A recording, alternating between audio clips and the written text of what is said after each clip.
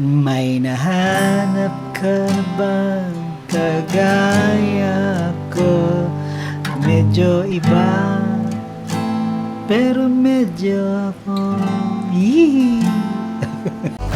Mag-gitara tayo lahat, mag-gitara tayo. Paring Don here, tuturo ko sa inyo ang chords ng Medyo Ako. Juan Carlos featuring Moira De La Torre. Let's start sa umpisa. Ang umpisa may intro to F. Yan. Sunod-sunod lang na F. Pwede na yan. Ito yung bar chord na F. Kung nahihirapan ka pa, beginner ka pa, F major 7, pwede na yan. F major 7. Yan yung madali lang. So, hindi siya F. F major 7 siya. Okay? So, mula dito sa 4th string, pababa. Yan. Okay. Paano ba yung pagbasa ng aking chord chart dyan? 3, 2, 1, 0. Ibig sabihin, ayun, XX, 6th string X, 5th string X, and then 3, 3rd fret, yung 4th string, and then 3rd string, 2, 2nd fret, and then 1, 1st fret ang 2nd string, and then 0, or O, bahala ka na, open. Kaya 0 siya. So, ganyan pagbasa niya, ha? F major 7. So, yun. Magbilang ka ng 4 counts. 1, 2, 3, and 4. Tapos, gawin mong 4 yung F. Yan ang magiging intro natin. Okay? 4 na F. 1, 2, 3, and 4. And then, pangalawa, 2, and 3, and 4. Pangatlo, 2, and 3, and 4. Pang-apat, 1, and 2, and 3. Kumusta? Okay, sa pang-apat, pagbilang mo ng 3, 1, 2, and 3, kamusta na? Kakanta na. Verse na tayo. Ang verse, ang ating pag-aaralang pattern ay C. Okay, may chord na C. Merong chord na G. And then, G sharp diminished. Ganito na lang paggagawa ko sa inyo. 3 string sa taas. So, 6th string 4, and then 5th string 5, and then 4th string 6. Ngayon, actually, kung beginner ka, alam mo, kahit 6th string 4th fret na lang, pwede na yan. Yung G sharp. Pwede na yan, katipa. Mamaya, magigets niya kung bakit pwede na yan. Saglit lang naman kasi yung diminished na yan. And then, merong A minor. Okay, ano pa?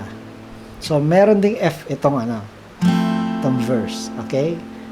Ano pa? Yun ang mga chords ng verse. So, let's go. So, 4 counts. C, kumusta na? C, 2, and 3, and 4. And then G, 3 counts.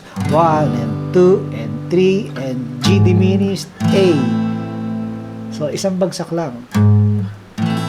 Kaya, sabi ko kanina, kahit wag nang gayahin yung tipang G diminished, kahit ito na lang, isang string lang, 6 string 4th fret, di ba? So, balik tayo sa una.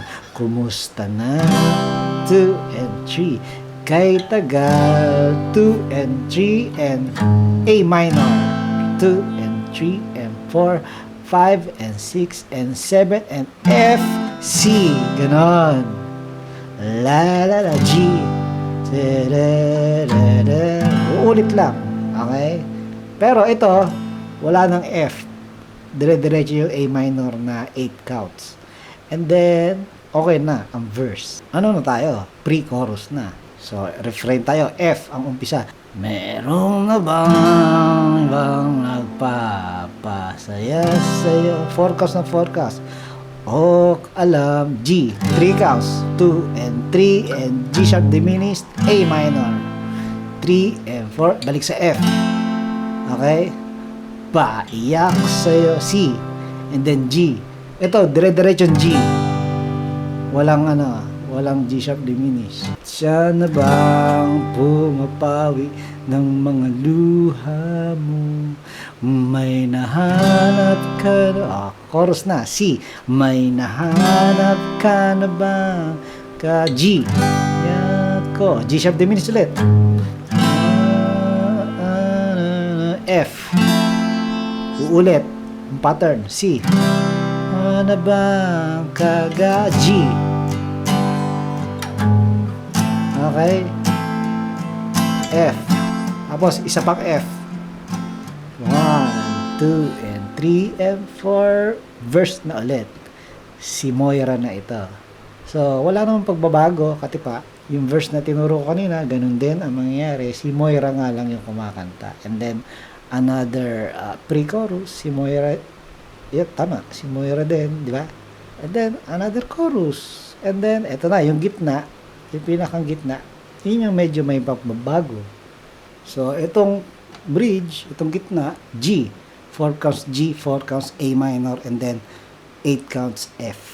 So, G, 2, 3, and 4 A minor.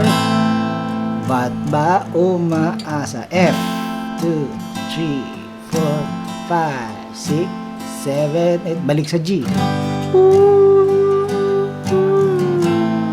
Nababalik ka. Inulit lang yung pattern. Okay, and then last na, alam nyo na to, may nahanap ka na ba kagaya ko? Medyo, iba, pero medyo ako. May nahanap ka na ba kagaya ko?